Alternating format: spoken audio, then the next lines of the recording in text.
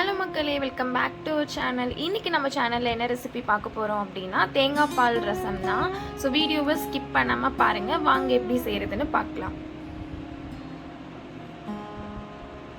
So ஒரு பெரிய lemon size புளி நான் எடுத்து ஊற வச்சுக்கிட்டேன். புளி நல்லா ஊறட்டும். அதுக்குள்ளே நம்ம மசாலாலாம் ரெடி பண்ணிக்கலாம். ஆஸ் யூஷுவல் நம்ம ரசம் எப்படி வைக்கிறோமோ அந்த மாதிரி தான் நம்ம இதுவும் செய்ய போகிறோம். 1 டீஸ்பூன் அளவுக்கு சீரகம் எடுத்துக்கிறேன். 1 டீஸ்பூன் அளவுக்கு மிளகு, 1 காஞ்ச மிளகாய் காரத்துக்கு, இது கூடவே 2 பச்சை மிளகாவும் சேர்த்துக்கிறேன். உங்களுக்கு பச்சை மிளகாய் பிடிக்காது அப்படின்னா நீங்கள் காஞ்ச மிளகாய் சேர்த்துக்கோங்க, காரத்துக்கு தகுந்த மாதிரி. 2லேருந்து 3 பல் பூண்டு சேர்த்துக்கோங்க.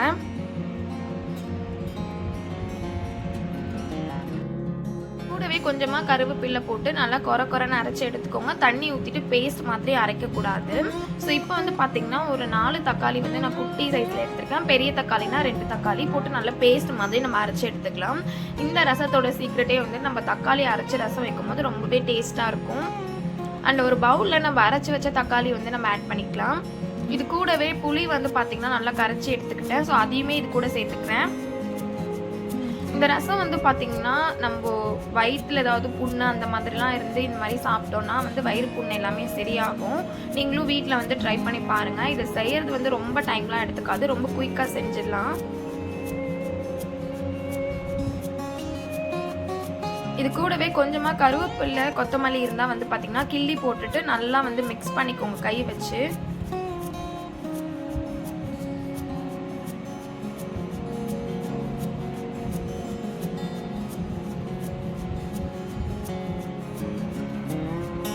ஒரு அண்ணா பார்த்தீங்கன்னா என்கிட்ட ரொம்ப நாளாக ரிக்வெஸ்ட் பண்ணிட்டு இருந்தாங்க, ரசம் ரெசிபி போடுங்க டிஃப்ரெண்ட்டாக அப்படின்னு சொல்லிட்டு. ஸோ நான் ஆல்ரெடி எடுத்து வச்சிட்டேன். பட் எனக்கு சுத்தமாக டைம் இல்லை, அதனால் இப்போ தான் அப்லோட் பண்ணுறேன். அண்ட் தாளிப்புக்கு பார்த்தீங்கன்னா கடாய் வச்சுட்டு 1லேருந்து 2 டீஸ்பூன் ஆயில் ஊற்றிக்கோங்க. 1 டீஸ்பூன் அளவுக்கு கடுகு போட்டு கடுகு நல்லா பொரியட்டும்.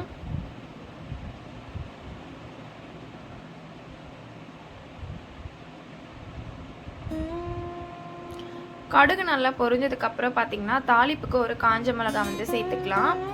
அண்ட் இந்த ரசத்தோட முக்கியமான ஒரு பார்ட்டே நம்ம அரைச்சி வச்சுருந்தோம் இல்லையா மசாலா, ஸோ அதை இந்த ஆயிலில் நல்லா வதக்கணும். ஒரு 2 நிமிஷம் வதக்கினா போதும். இது கூடவே பார்த்தீங்கன்னா நான் ஒரு சின்ன ஆனியன் கட் பண்ணி வச்சுருக்கேன். ஸோ அதுவும் போட்டு சேர்த்து நல்லா வதக்கிக்கோங்க. ரொம்ப வதங்கணும் அப்படின்லாம் இல்லை, ஒரு 2 நிமிஷம் வதக்குனிங்கனாலே போதும். ஸோ இப்போ நல்லா வதங்கிறதுக்குள்ளே பார்த்தீங்கன்னா தேங்காய் பால் நல்லா திக்காக எடுத்து வச்சுக்கோங்க. தேங்காய் திருவிட்டு தண்ணி ஊற்றிட்டு நல்லா திக்காக எடுத்து வச்சுக்கோங்க தேங்காய் பால்.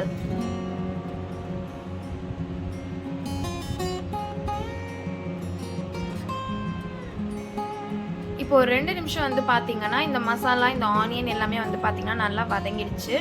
இப்போ நம்ம எடுத்து வச்சுருக்கோம் இல்லையா அந்த புளி தண்ணி, தக்காளி, கருவேப்பிலை, கொத்தமல்லிலாம் சேர்த்து வச்ச ஒரு அந்த வாட்டர் நம்ம இதில் ஆட் பண்ணிக்கலாம்.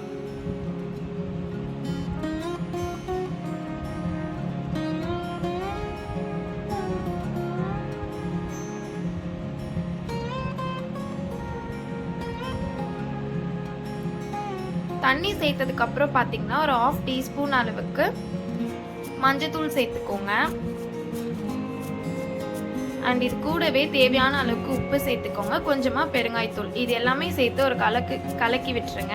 அதுக்கப்புறம் பார்த்தீங்கன்னா ரொம்ப ரசம் கொதிக்க வைக்கக்கூடாது. ஒரு கொதி வந்தோன்னா நம்ம ஆஃப் பண்ணி இறக்கிடலாம்.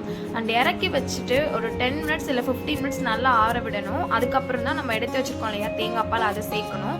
நம்ம சுட நீங்கள் தேங்காய் பால் ஊற்றிட்டீங்க அப்படின்னா ரசம் திரிஞ்சிரும். ஒரு கம்ப்ளீட்டாக ஒரு 10 மினிட்ஸ் நல்லா ஆற விட்டுருங்க. ஒரு 10 மினிட்ஸ்க்கு அப்புறம் ஊற்றினீங்கன்னா கரெக்டாக இருக்கும். ஸோ இப்போ ரசம் பார்த்தீங்கன்னா கொதி வந்தோடனே நம்ம ஆஃப் பண்ணி எடுத்து வச்சுக்கலாம்.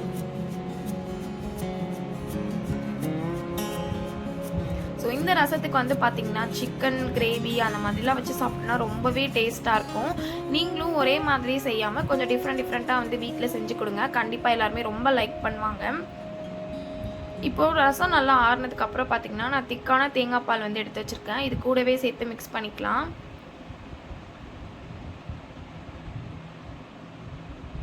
ஸோ இப்போ சூப்பரான தேங்காய் பால் ரசம் வந்து ரெடி ஆகிடுச்சு. இந்த ரெசிபி வந்து ரொம்பவே ஈஸியாக இருக்கும்னு நினைக்கிறேன். கண்டிப்பாக நீங்களும் வீட்டில் ட்ரை பண்ணுங்கள். அண்ட் இதுக்கு சைட் டிஷ் வந்து பார்த்திங்கன்னா பொட்டேட்டோ, வாழைக்காய், சிக்கன் எல்லாமே அவ்வளோ சூப்பராக இருக்கும். ஃபிஷ் வச்சு சாப்பிட்டா கூட ரொம்ப டேஸ்ட்டாக இருக்கும். கண்டிப்பாக ட்ரை பண்ணுங்கள். அண்ட் இந்த வீடியோ உங்களுக்கு பிடிச்சிருந்தா லைக் பண்ணுங்கள், கமெண்ட் பண்ணுங்கள். மறக்காமல் சேனலையும் சப்ஸ்கிரைப் பண்ணிக்கோங்க. பாய்.